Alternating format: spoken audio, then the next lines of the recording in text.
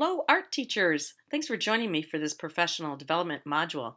I am Meg Ormiston. I'm a former classroom teacher. Now I'm an educational consultant. I write books all the time. I travel everywhere and I get to see great things going on in our schools. And what I'm bringing to you today is the best resources around art that I could find. And just a reminder, the resources, every link, everything I have for you is in your resource packet. There's also discussion questions. So what a great way to show your professional development to your administrator by sharing these resources. We're going to start with growth versus fixed mindset. You hear it. As an art teacher, you hear it all the time. I can't draw. My mom couldn't draw. I can't draw. No, I cannot paint. I can't paint. I can't do that. That's a fixed mindset. That's the right column. And we have a lot of people that live over in the fixed mindset on a lot of things. And what we want to do is we want to get them over to the left, over to the growth mindset. So we need to actually talk about this and think about this, not only with students, but also with our colleagues. And I would love to see entire buildings talking about growth mindset. It's so important that everybody understands that we can be successful. Learned helplessness. Think about it. You teach a lesson. You haven't even taken a breath and hands go flying up. That's the learned helplessness that we have built and created within our schools. We have to stop that because we want the opposite of that. We want grit. We want kids to come in, roll up their sleeves, stick out their tongue, and try and try and try and persevere and keep working and get feedback from somebody and try it again. The whole growth mindset is so critical to success, not only in school, but most importantly in life. This is a must watch video. You can stop me now and go watch this. This is Austin as a kindergartner drawing a picture of a butterfly on the right. The picture he was supposed to copy is on the left.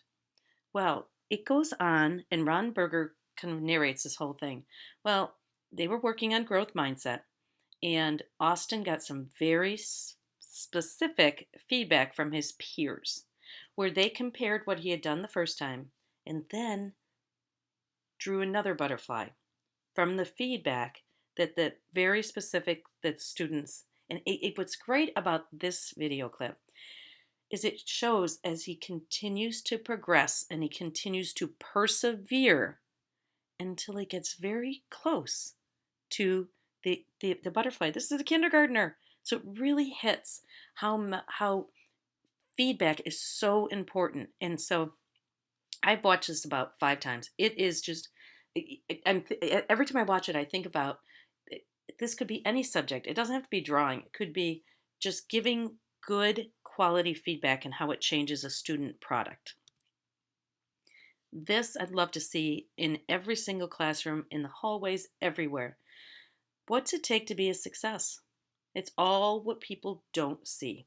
We should be talking about all of these things with students. There's times they're disappointed. And keep talking to them. That's part of the whole thing to become successful. And it's hard to persevere, and it's hard to fail. Nobody wants to fail. It's hard to persevere. We have to do it. And that's so important for us to help students understand that this is all part of growth mindset. That yes, you're going to go through all these things, but we're going to keep working. We're going to keep working just like Austin did with his butterfly. Now, Class Dojo. Class Dojo is a behavior system it's an app and a website, and teachers can give points to the class or to individuals. That's what Class Dojo is. But even if we're not using Class Dojo, they've made videos about growth mindset, and I'm going to say in student language. Now, it looks kind of primary because their characters do, but I've seen this in high school too. Kids understand the message when it's presented in this way. And so growth mindset, it's just so important. It's everywhere right now. Take a look at this. Best-selling books on the topic. On the left, Carol Dweck is from Stanford, and she has written Mindset. Excellent book. I'm reading it, right? I'm reading both of these right now, but I'm reading it thinking about from a lens of educator, but also as a parent. And it's very, very interesting. And it's sold over 1 million copies. Everybody's talking about it. There's TED Talks about mindset, but it's beginning to get a little bit more mainstream, and that's really exciting. And now Angela Duckworth on the right, she's talking grit, power, passion, keep working, keep reaching your goals. And both of the books, they tell through stories. And of course, those are the kind of books that I like to read. So they're not heavy science journals, but they're really great at really getting to kind of the meat of mindset. Now, in art, you we need to break the mindset I can't do it. We just might have to do it in a different way. So you as an art teacher are going to appreciate my growth mindset project. I wanted to I wanted to think through mindset by doing something that was outside of my comfort zone, something that would make me uncomfortable. And um, and I'll show you that after I do this graphic. This one, again, is make a great poster. This one, we know that you have kids that come to you with great joy and they can't wait to be in your classroom, and you have kids that are sitting below the bottom step that says, I won't do it. I can't. I won't. And we want to try to get them to continue up the staircase. So this is my visual representation for you. This is my growth mindset project. I want to learn how to sketchnote. And I went into fixed mindset and said, I can't draw. I can't draw, so I can't do sketchnoting. So I had to stop myself and say, okay, we're not there yet. How can we learn? So this is just a shot from Google. This is called sketchnoting. And it's I think back in my day it was called doodling, but it now has a very important name of sketchnoting. But the fantastic best sketchnoter that I know of in education is Sylvia Duckworth. And she has an entire presentation, sketchnoting for beginners, and she's giving it to you. It's fantastic. I'm working my way through it. I'm definitely saying I'm slow. My first sketch note I saved, so for my portfolio, when I get good at it, it's not good. It's actually kind of funny. And I think someday when I actually get better, I'll be able to reflect back and see my growth, just like Austin did with his butterfly. So, sketchnoting is my growth project, but also it's kind of becoming a big thing out there. Sometimes you can go to a conference and see somebody sketchnote in real time. I definitely don't think I could ever do it in real time because I have to really think through like how I want to visualize this concept and this concept. So I'm not quite there. But look at a sketchnote army. So you can follow this and get a different sketchnote every single day. Wow. Think about this as a gift that you're giving your students. And that gift is that they can tie images with words to help them better understand it. I was working with a college, she was close. She was in her last semester in psychology. She studied. She went to class, took notes, met with the teacher. She did everything that was right. But she could not remember these concepts. And she was she was a graphic artist. I said, okay, let's try sketchnoting. And I helped her just get started. It was like, honestly, like right in front of me, her, like a light bulb went out. And she's like, oh, I finally can remember the connections because I can see through the little icons how everything's connected. And I thought, oh, yay, an aha moment. We don't always have those, right? All right. Well, Pinterest. You can give up days of your lives on Pinterest, and I did by mistake. I went in and just put in art projects. That was silly because there's thousands and thousands. Be more specific if you go to Pinterest, but lots of great ideas out there for you. Seesaw. It might not have reached the art classroom yet, but it's hitting classrooms from kindergarten through college. And what it is it's a digital portfolio, but it's student driven. See, the problem with digital portfolios in the past is the teacher to organize everything, find the resources, do this, put them, and you know what happens then. It's overwhelming. We have piles of stuff, but this is in the hands of students.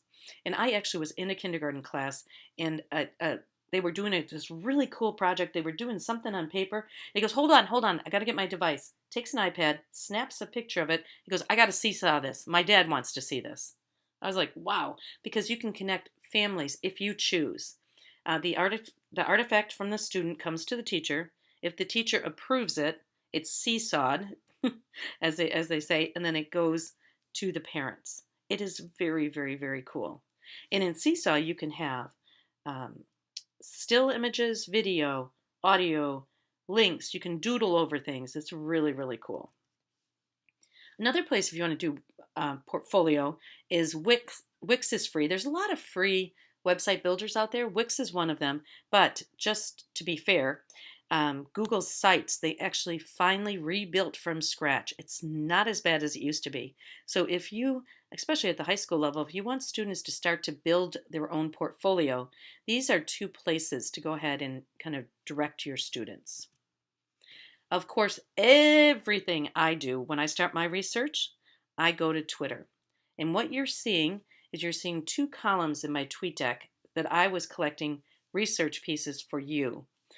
Art Ed, across the top, Art Ed Chat seems to be one of the more robust chats. But there's also Art Ed. So I put them side by side and try to pull the best from each of them. But what you're seeing here is you are seeing art teachers just posting things all day long. It is such a great source for inspiration for you. I struggled with this one on what was going on, but maybe it makes sense to you. They were micro murals, hard to say. But I wanted to also point out this is put together using an app called Pick Collage. You can get that on your phone or you can get it on an iPad. Pick Collage helps you bring together different pictures into one. So, this student's work, this student, and then you put them in Pick Collage and it organizes them for you before you tweet them out or use them anywhere. I just wandered around and looked at different things. What a great way to get ideas for the projects that you're doing. This was cool. This was actually a cool project. They were making cameras, but there were 40 minutes to create a replica of a camera. Need to show the vocabulary and label it. I just thought that was interesting. And so again, they use Pick Collage to organize the pictures. This, I'm not quite sure. It's a video web series, and it's free. And it talks about how contemporary artists and talk about their careers and what they're doing and some of their techniques. And so it was part of PBS, so I thought, oh, it's probably pretty good. And I just wanted to put it into your resource list for you. This one, I took it in, I took it out. I'm not quite sure about it, but it is coming out of Class Tools. And what this is you basically upload a picture here. So your picture is going to be where the writing is. And then if you notice on the ground, there's footprints. And then you could go from frame to frame. It's like you're building your own virtual gallery. That's what it is. 5-card Flickr. I just wanted to kind of bring you back to Flickr. Flickr is owned by Yahoo, and it's huge. Tons of images. But I just want to bring it back that it's there, and it's a great source for inspiration.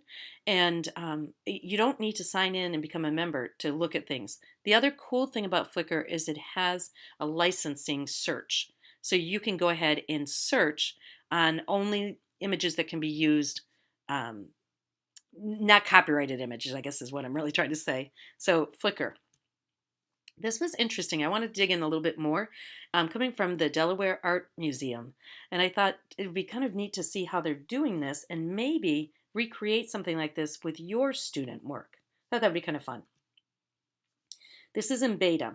And when you hear the term beta, that means it is in testing. But it looked really cool, where you can doodle over things, add an audio message, and add a video message.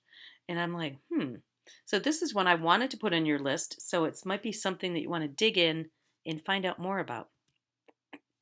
Love this. It used to be called Google SketchUp, but now Trimble bought it. And it has an entire 3D warehouse of all different objects, things, people, places, things. It is so cool. And, these are examples of plant cells, but we could look at anything. And so it's called SketchUp. It's free. You have to download it. It will not work on a Chromebook, unfortunately, because it is a piece of software. On pretty much anything else, it works. I have trouble with 3D modeling myself, but it seems like people that do games, zero problems. But you have your students, it's just a different way to visualize art. I just thought you might enjoy that.